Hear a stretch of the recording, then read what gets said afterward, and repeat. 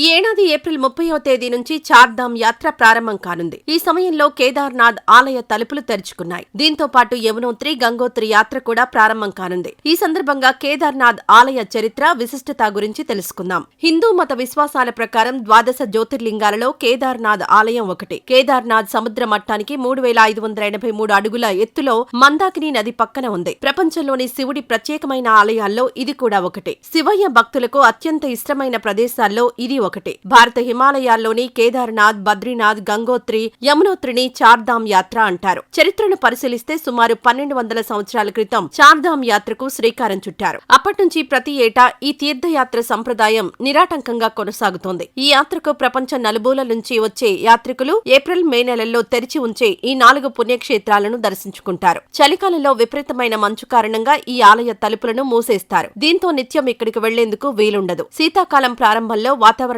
పరిస్థితులను బట్టి ఈ దేవాలయానికి వెళ్లే దారులను సైతం మూసివేస్తారు. అయితే కేదారనాథుడి విగ్రహాలను ఓంకారేశ్వర్ ఆలయానికి తరలించి ప్రత్యేక పూజలు చేస్తారు.